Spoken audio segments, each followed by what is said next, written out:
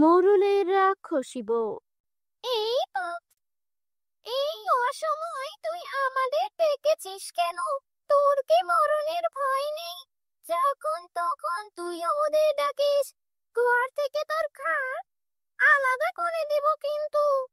না, তোমরা রাগ করো না, আমি তোমাদেরকে খুশি করব। আমাদের নাকি খুশি করবে? বেশ, তবে বল, কেন ডেকেছিস আমাদের?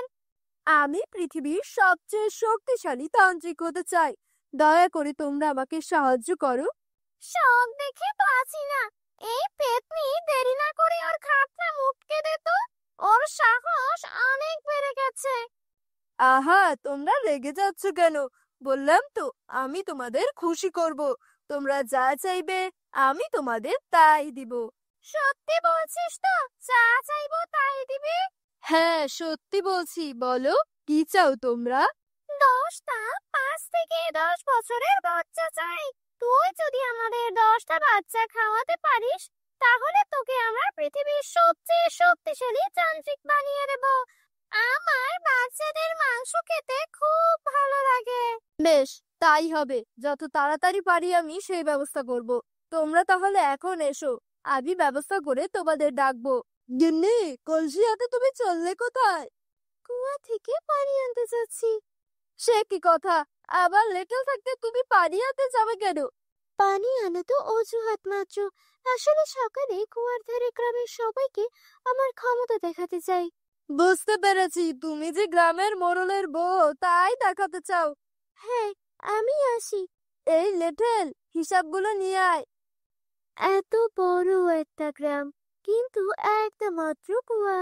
সকাল সকাল পানি নিতে এলেও বেলা গড়িয়ে যায়। সে কথা ঠিকই বলেছেন ভাবি। এত সকাল সকাল পানি নিতে আসি, তবুও দেখি লম্বা লাইন পড়ে গেছে। কে জানে কখন আমাদের সময় আসবে। ওদিকে বাড়ির সব কাজ ফেলে রেখে এসেছি। বাড়ি গিয়ে সকালের কাজ শেষ করতে দুপুর হয়ে যায়। এই, সবাই সরে যাও, আমি পানি নেব। এই যে মহিলা এসেছে একজন, গ্রামের মোড়লের বউ হয়ে যেন সকলের মাথায় একদম কিনে নিয়েছে। সেই কোন সকালে এসে দাঁড়িয়ে আছি, আমরা পানি নিতে পারছি না, আর উনি সবার শেষে এসে কিনা এখন সবার আগে পানি নেবেন। হ্যাঁ, মোরলের বউ হয়ে মাথা কিনে নিয়েছি। ক্ষমতা থাকলে তোমরাও কিনে দেখাও। এই সরো সবাই। দেখলে ভাবি, প্রতিদিন এসে এভাবে পানি নিয়ে চলে যায় আর তামাক দেখিয়ে যায়। সে তো দেখবই, ফকিরের ঘর থেকে গিয়ে মোড়লের ঘরে উঠেছে কিনা। ভালো বাড়ির মেয়ে হলে আর এমন করতো না। চলো, আমরা পানি নিয়ে বাড়ি চলে যাই, অনেক কাজ পড়ে আছে। পরের দিন সকালে সবাই আবারও কুয়ার ধারে লাইন করে দাঁড়িয়ে আছে। এমন সময় মোরলের বউ আসে। ওই দেখ, চলে এসেছে মোরলের বউ। আমাকে দেখে মুখ কালো বানানো। দাঁড়াও, দেখাচ্ছি মজা। এই বলে মোরলের বউ ওই মহিলার গায়ে ধাক্কা লাগিয়ে চলে যায়। আহ, চোখে দেখতে পান না নাকি? এভাবে কেউ কাউকে ধাক্কা দেয়?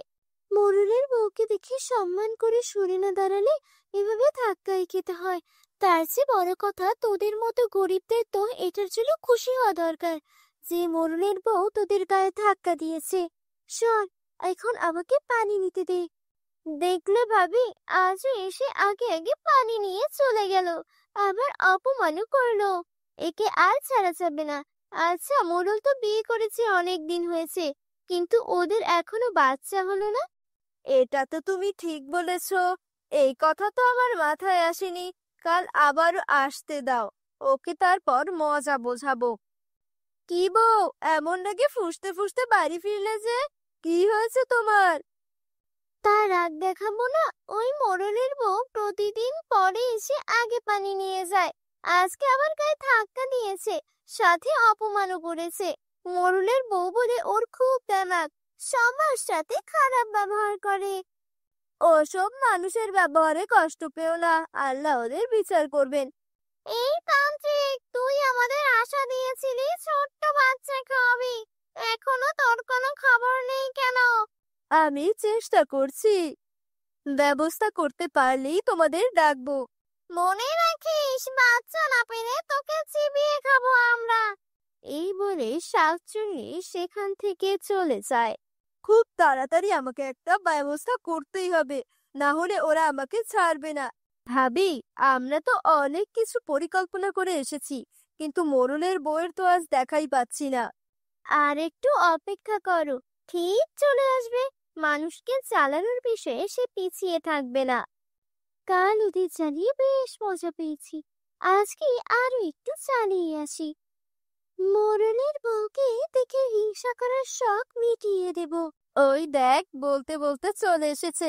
আজ ও বুঝবে মজা। আমাদের অপমান করার শখ আজ ওকে আমি মিটিয়ে দেব। দাঁড়াও, আমি বলেছি ওকে শুনিয়ে। আচ্ছা ভাবি, একটা কথা বলো তো, আমাদের বরের আগে তো গায়ের মোড়ল মশাই বিয়ে করেছেন।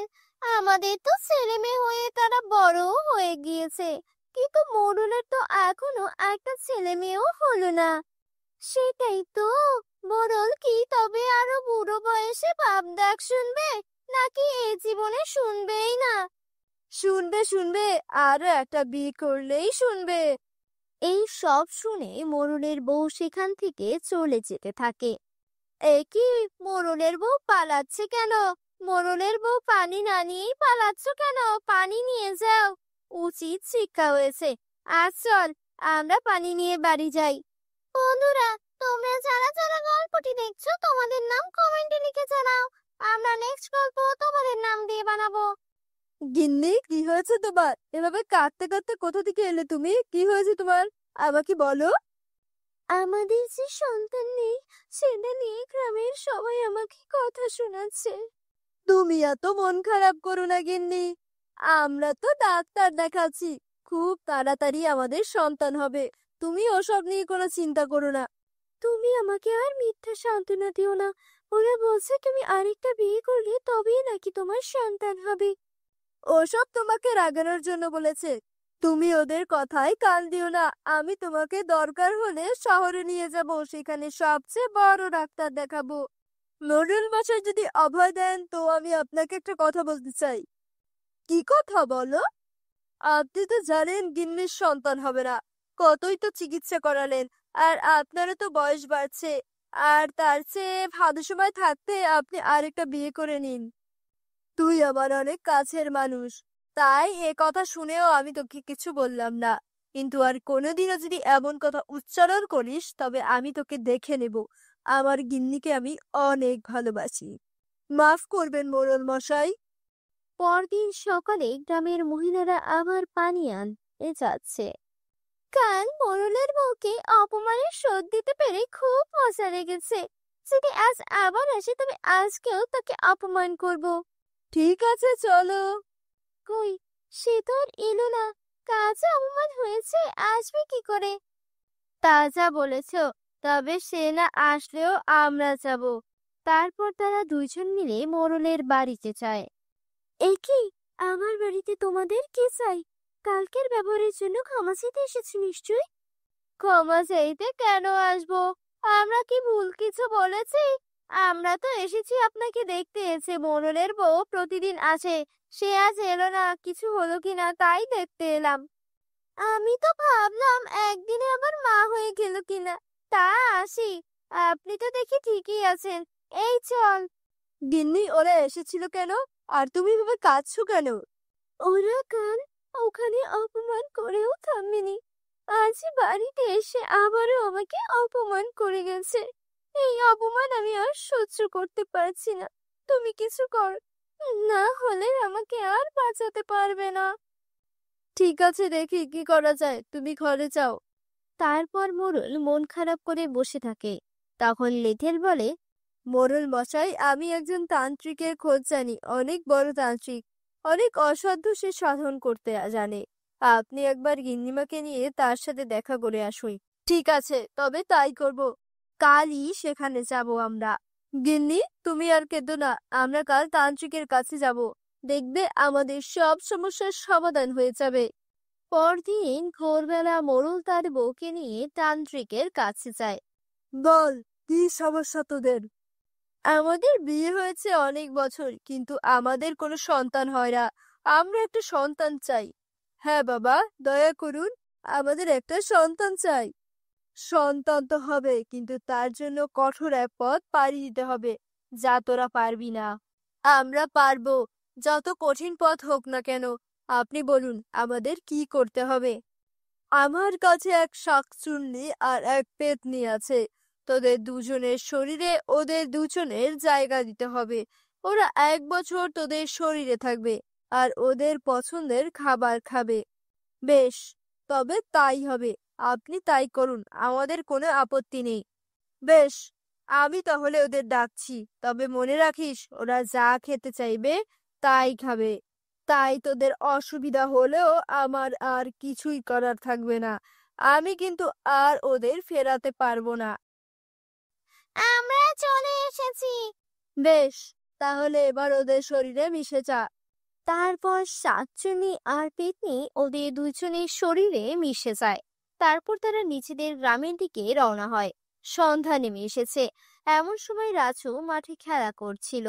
রাজু, অনেক খেলা হয়েছে আজ, ঘরে যা। এমন ভর সন্ধ্যা করে কেউ খেলে না, ঘরে আয় বাবা। আর একটু খেলেই আসছি, মাঠে এখনো অনেকটা আলো আছে। তুমি বাড়ি যাও, আর একটু পরেই আমি চলে আসবো। ঠিক আছে, গেলাম আমি। আজকে একটা বাচ্চা ধরতে পারলে বেশ হতো। অনেক দিন মাংস খাই না। ওই তো, ওই ছেলেটা বেশ মোটা আছে, শরীরে বেশ ভালো পরিমাণ মাংস আর রক্তও আছে মনে হচ্ছে। পেতনি তখন রাজুকে ডেকে বলে, এই যে খোকা, শোন, তোর বাবা ওদিকে রয়েছে, তোকে এখনই যেতে বলেছে, চল আমার সাথে। ঠিক আছে, চলুন। আচ্ছা, আপনি আমাকে কোথায় নিয়ে যাচ্ছেন? আমার বাবা কোথায়? অনেক বেশি কথা বলছিস তুই। তোর রক্ত দিয়ে তৃষ্ণা মিটিয়ে নে, তাহলে আর কোনো কথা বলতে পারবি না। তারপর পেতনি রাজুকে মেরে ওর রক্ত খেয়ে ফেলে।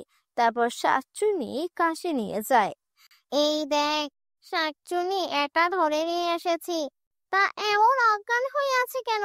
অনেক বেশি কথা বলছিল, তাই ওর রক্ত খেয়ে এসেছি। তুই এবার মাংস খেয়ে ফেল। বউ, রাজু কোথায়? এখনো মাঠ থেকে বাড়ি আসেনি। আমি ডাকতে গিয়েছিলাম, বললো একটু পর আসি। ছেলেটা দিন দিন খুব দুষ্ট হয়ে যাচ্ছে, তুমি কি ওকে একটু নিয়ে এসো। ঠিক আছে।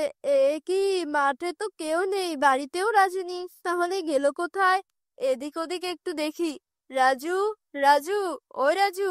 না, কোথাও তো দেখতে পারছি না। নাকি আমি আস্তে আস্তে ও বাড়ি চলে গেছে। দেখি তো। তুমি চলে এলে, রাজু কোথায়? সে কি, ও আসেনি? না, তুমি ওকে খুঁজে পাওনি? মাঠে তো কেউ নেই, আমি এদিক ওদিক অনেক খুঁজে দেখেছি, কিন্তু কোথাও পেলাম না। কি বলছো এসব? আমার ছেলে কোথায় গেল? একটু আগেই তো আমি নিজেকে কে ওকে দেখে এলাম। আমি কেন ওকে সাথে নিয়ে এলাম না? এই বলে রাজুর মা কাঁদতে থাকে। এভাবে কেঁদো না বউ। কোথায় আর যাবে, ও নিশ্চয়ই আশেপাশের কোথাও আছে। সবাই মিলে খুঁজে নিয়ে আসবো ওকে, তুমি কোনো চিন্তাই করো না। আজে কাজে আসতে বেশ দেরি হয়ে গেল। মোড়ল মশাই যে কি বলবে কে জানে। এক কাজ করি, বাড়ির সামনে দিয়ে না গিয়ে আমি বরং বাড়ির পেছন দিয়ে ঢুকি। তারপর মোড়ল মশাই সামনে পড়লে বলবো অনেকক্ষণ এসেছি, বাড়ির পেছনে দিয়ে কাজ করছিলাম। আর যদি না পারে তবে কিছুই বলবো না। এই বলে সে মোড়লের বাড়ির পেছন দিয়ে যাচ্ছিল। এমন সময় সে দেখে, এই কি, বাড়ির পেছনে সব কিসের হাড় পড়ে আছে? দেখে তো কোনো পশুর হাড় মনে হচ্ছে না। তবে এগুলো কিসের? আর মোড়ল মশাই যদি কোনো পশু জবাই করতেন, তবে তো আমাকে নিয়েই করতেন। তাহলে এগুলো এখানে এলো কি করে? মনে হয় কেউ ফেলে গেছে। আমি এগুলো নিয়ে ফেলে দেই, তাহলে আর কারো কথা শুনতে হবে না। কাল রাতে খুব তৃপ্তি করে ওই কচি ছেলেটার শরীরের মাংস খেয়েছি। আজ আরেকটা খেলে কিন্তু মন্দ হয় না। ঠিক বলেছিস। আর ওই কচি ছেলের রক্ত খেয়ে আমার আরো রক্ত খেতে ইচ্ছে করছে। এখন এসব কথা আর বলতে হবে না, দেয়ালেরও কার আছে। সে কখন এসেছি, মোড়ল মশাইয়ের কোনো কোনো খবরই তো নেই। অন্যদিন হলে তো এত বেলায় কাজ করিয়ে অস্থির করে ফেলতো। আজ তার কোনো পাত্তাই পাওয়া যাচ্ছে না। কিরে, একা একা কি বিড়বিড় করছিস? ও কিছু না। চলুন মোড়ল মশাই, আজ তো তালুকদারের কাছে যাওয়ার কথা। তুই যা, আমার শরীর তেমন ভালো লাগছে না। আজ মোড়লের হঠাৎ কি হলো কিছুই বুঝতে পারছি না। ওনার অনেক বেশি শরীর খারাপ থাকলেও এমন করেন না। আর আজকে তো দেখতে তেমন অসুস্থও মনে হলো না, বরং আরো বেশি সুস্থ লাগছিল। তাও কেন এমন করলেন কিছুতেই বুঝতে পারছি না। সে যাই হোক, আমি আমার কাজ করি। মন খারাপ থাকার কারণে এমন হতে পারে। আমার কেন যেন মনে হচ্ছে মোড়লের বাড়ির পেছনেই হাড়ের সাথে এই বাচ্চাগুলো হারিয়ে যাওয়ার একটা সম্পর্ক আছে। দুদিন দুটো বাচ্চা হারিয়ে গেল, আর সে দুদিনেই মোড়লের বাড়ির পিছনে আমি হাড় পেলাম। হাড়গুলো দেখেও আমার বেশ সন্দেহ হয়েছিল। এটা আর এড়িয়ে গেলে হবে না। আমি গিয়ে সবার সাথে একটু কথা বলি। কিছু হলে পরে নিজেকে ক্ষমা করতে পারবো না। চাকরির ভয়ে গ্রামের মানুষের এত বড় ক্ষতি আমি হতে দিতে পারি কি করে? এই গ্রামে এসব কি হচ্ছে? আমি কি করে আমার ছেলেকে ভুলে থাকবো? আমাদের আর এভাবে বসে থাকলে চলবে না।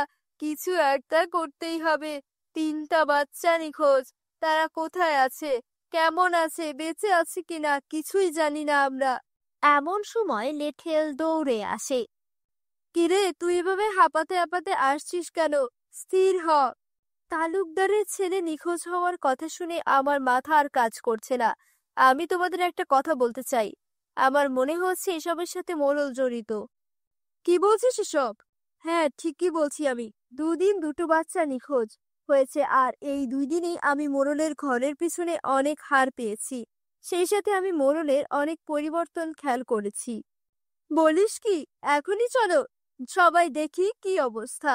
সবাই তখন মোড়লের বাড়ির পেছনে যায়। আরে সত্যি তো, আজও এখানে হাড় পড়ে আছে। তার মানে এদের সন্তান নাই বলে গ্রামের সবার সন্তান খাওয়া শুরু করেছে। চলো, আজ ওদের ছাড়বো না। তখন সবাই মিলে মোড়ল আর তার বউকে ধরে। এই গ্রামে তোদের কোনো জায়গা হবে না। বেরিয়ে যা তোরা। আর যদি কোনোদিন এই গ্রামে তোদের দেখি তাহলে সেদিন তোদের মেরে ফেলবো। আমরা তো বুঝতে পারছি, কিন্তু আমাদের সাথে শাকচুনি আর পেতনি আছে। ওরা এই কাজগুলো করেছে। তাহলে এবার আমরা কি করব? তান্ত্রিকের কাছে চলো, দেখি কোনো উপায় করা যায় কিনা।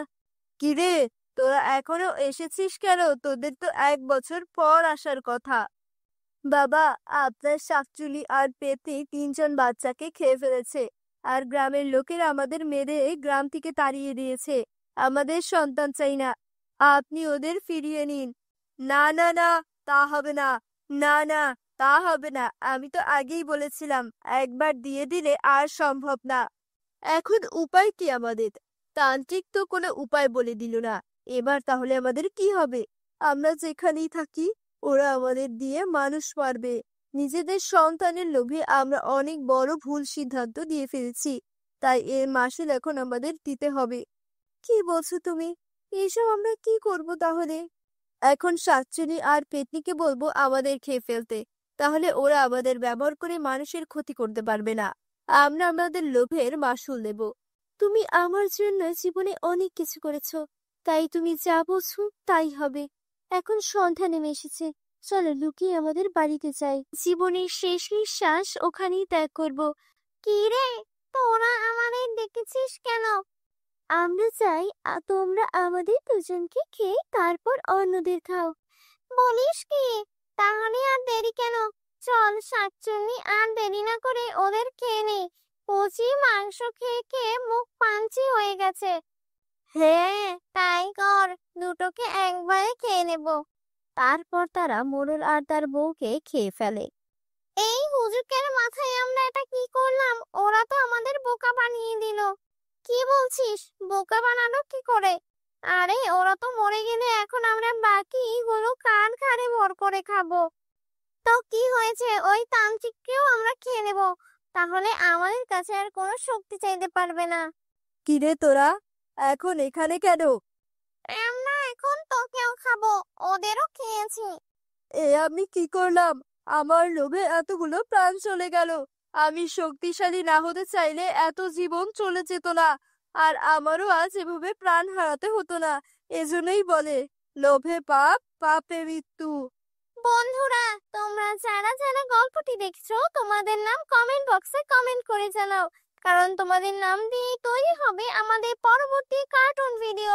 ভিডিওটি ভালো লেগে থাকলে চ্যানেলটি সাবস্ক্রাইব করে দিও। সন্ধ্যা ধীরে ধীরে নামছে, আকাশ ঢেকে গেছে মেঘে। গরমের 1 মাস পর হঠাৎ দুপুরে বৃষ্টি নামছে। পুরো গ্রাম যেন একটা স্বস্তির নিঃশ্বাস ফেলছে, কিন্তু বৃষ্টির পর মেজাজটা মধুর অন্যরকম। গ্রামের এক প্রান্তে 3 বন্ধু, ফিরোজ আর রমেশ আর মিঠু, ছোট্ট একটা চা দোকানে বসে আছেন। একটা অদ্ভুত মেজাজ। আমি তোদের 3জনকে চা দিয়েছি, গরম থাকতে খা, ঠান্ডা লাগলে আমাকে গাল দিবি আবার। বড় লোক, যদিও তোমার চা ঠান্ডা হলে গলা দিয়ে নামবে, কিন্তু একটু জুড়ে জুড়ে খেতে হবে। আজকে তো তোর মুখে হাসি ফোটা লাগছে, আগের কয়েকদিন ধরে তো একদম মন খারাপ লাগছিল। ভাবছিলাম আবার কোথাও ঝগড়া করলে নাকি। এমন বৃষ্টিতে গরম চা খেলে দেহ গরম থাকে। আগে তো আমি খেয়ে যেতাম, এখন ভাবতে হচ্ছে দুটো কিনবো কিনা। আমার দোকানের অবস্থা খারাপ। হঠাৎ রমেশ বলে উঠল, আচ্ছা, বিড়ির যে দাম বেড়েছে শুনেছিস তোরা? আজ বাজারে গিয়ে দেখি 1 প্যাকেটে 5 টাকা বেড়েছে। কি বলিস?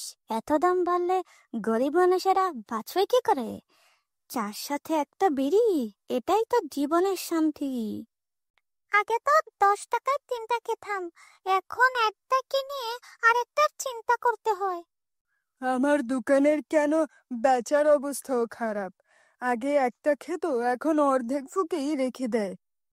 হঠাৎ সেখান থেকে মিঠু উঠে দাঁড়ায়। রমেশ বলে, কি রে ভাই, মিঠু, হঠাৎ উঠে দাঁড়ালি যে? আমি একটু পেছনে যাই, হঠাৎ ডাক পড়েছে যে আবার। বেটা, 1 কাপ চা খেয়ে ডাক পড়ে যায় তোর? আরে ভাই, চুপ কর তুই এবার, দাঁড়া, আমি পাশে জঙ্গল থেকে কাজটা সেরে আসি। এই বলে জঙ্গলের দিকে চলে যায় মিঠু। ধীরে ধীরে ঝোপঝাড়ের মধ্যে গায়েব হয়ে গেল। এদিকে ফিরোজ আর রমেশ চা খেতে খেতে গল্প করে চলল। সময় কেটে যেতেই থাকলো, কিন্তু মিঠু ফিরল না।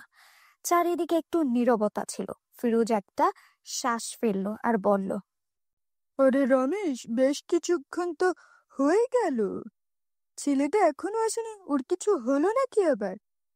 আমিও ভাবছি অনেকক্ষণ ধরেই তো গেল, কিন্তু এখন আসলো না, আমার চিন্তা হচ্ছে।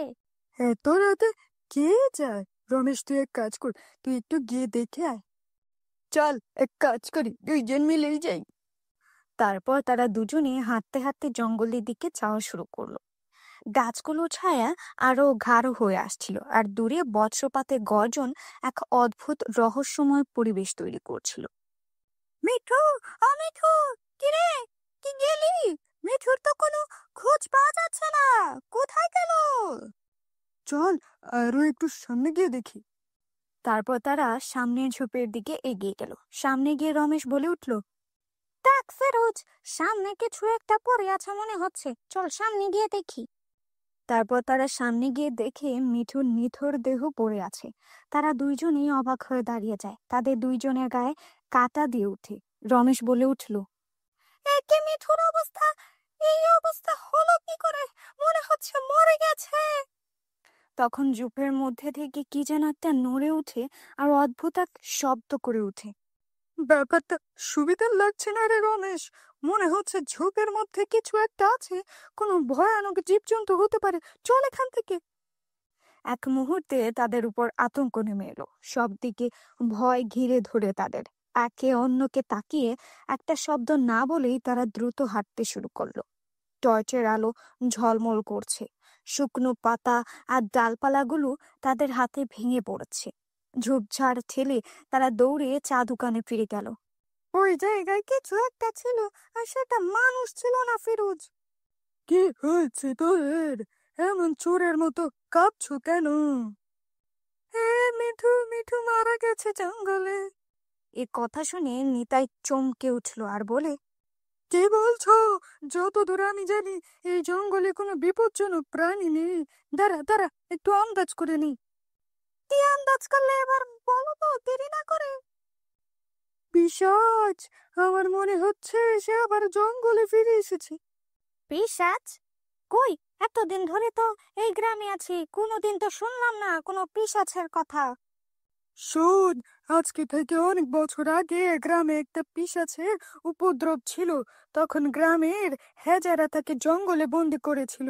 হয়তো কোনোভাবে সে আবার মুক্তি পেয়ে গেছে। মানে, ভূতটা আমার জাগ্রত হয়েছে। আমি নিশ্চিত বলতে পারছি না, তবে তোদের ওই মৃতদেহটা এভাবে ফেলে আসা ঠিক হয়নি। কে জানে এতক্ষণে ওই দেহটার কোনো অস্তিত্ব আছে কিনা। তাহলে আমাদের এখন কি করা উচিত? চল, আমি আছি সাথে। আমাদের এখনই যেতে হবে জঙ্গলে। রমেশ, আমার দোকান থেকে কেরোসিন নিয়ে আসিস সাথে করে। তারপর তারা তিনজন মানুষ মশাল হাতে নিয়ে ধীরে ধীরে অন্ধকার বনের দিকে হাঁটছে। আগুনের আলোয় তাদের ঘামান্ত মুখ স্পষ্ট দেখা যাচ্ছিল। তাদের চোখ পূর্ণ ছিল উত্তেজনায় ভরা। হাঁটার গতি ধীরে হলেও বুকের সংখ্যা একটি ছায়া দৌড়াচ্ছিল। চারিদিকে নীরবতা আর শব্দের মধ্যে তাদের মুখে একটা আটকে থাকা ভয় স্পষ্ট দেখা যাচ্ছিল, যা তারা লুকানোর চেষ্টা করছিল, কিন্তু টর্চের আলো সেটাকে অন্ধকারে ঢেকে রেখেছিল। হেঁটে হেঁটে একসময় তারা জঙ্গলের মধ্যে থাকা মিঠুর লাশের কাছে পৌঁছলো। ওই তো, ওই তো, ওই তো মিঠুর লাশ! হঠাৎ ঝোপঝাড় থেকে জোরালো গর্জনে কিছু বেরিয়ে এলো। লাল চোখ, বিকৃত মূর্তি, একটা পিশাচ। পেছনে সর, এখনই কিছু একটা করতে হবে। এই যেন রমেশ মশাল তেল দেওয়ার পরে যে বাড়তি কিছু তেল ছিল, ওইটা একপাশে গোল করে ঢেলে দে তো। কেন নিতাইদা, এখানে তেল ঢেলে কি হবে? যা বলছি তাই কর, এত প্রশ্ন করিস কেন? নিতাইয়ের কথায় রমেশ তার কাছে থাকা তেল গুল করে ঢালল। এদিকে পিচাস সামনের দিকে এগিয়ে আসছিল। এই শোন, তোরা আমার সাথে সাথে থাক। যে করেই হোক এই পিশাচকে এই কেরোসিনের বলের মধ্যে আনতেই হবে। এইদিকে পিশাচ সামনের দিকে এগিয়ে আসছে। যেই না পিশাচ কেরোসিনের বলের কাছে আসলো, তখনই ফিরোজ আর রমেশ তাদের হাতে থাকা মশালটি কেরোসিনের বলের মধ্যে ছুঁড়ে ফেলল। আর পিশাচের চারপাশে আগুন জ্বলতে থাকলো। আগুনটির ভেতরেই গর্জন শুরু করছে পিশাচ। আমি ছাড়বো না, আমি ছাড়বো না, আমি আবার ছেড়ব। সে গর্জন করে আগুন থেকে বেরিয়ে আসার চেষ্টা করে, কিন্তু আগুনের অদৃশ্য শক্তি তাকে আটকে রেখেছে। পুরো জঙ্গলে আগুনের জ্বলন্ত গন্ধ ছড়িয়ে পড়েছিল। মনে হচ্ছিল দূরে কোথাও হঠাৎ একটা গুঞ্জন উঠল, যেন 100 বছরের পুরনো গাছ ঢলে পড়ল। পিশাচের কাদার আওয়াজ ধীরে ধীরে মলিন হয়ে গেল। তিনজনই ওখানে নিস্তব্ধ হয়ে দাঁড়িয়েছিল। মনে হলো কিছুক্ষণের জন্য রাতের নীরবতা ফিরে এলো, আর পেছনে পড়ে থাকলো শুধু জ্বলে যাওয়া মশাল আর কেরোসিনের পড়া গন্ধ, আর একটা অদ্ভুত কাঁচা তেলার ধোঁয়ার গন্ধ বাতাসে ভেসে বেড়াচ্ছিল। তারা তিনজন জঙ্গল থেকে বেরিয়ে আসে, আর জঙ্গলের গভীরে পড়ে থাকে এক অভিশপ্ত অতীত। এটা আবারও ফিরে আসতে পারে যদি কেউ ভুল করে তার ঘুম ভাঙায়। বন্ধুরা, আজকের গল্পটা তোমাদের কেমন লেগেছে কমেন্ট করে জানিও, আর অবশ্যই লাইক দিও, শেয়ার করো, সাবস্ক্রাইব করো, আর আমাদের সাথে থাকো। পরের গল্পে দেখা হবে।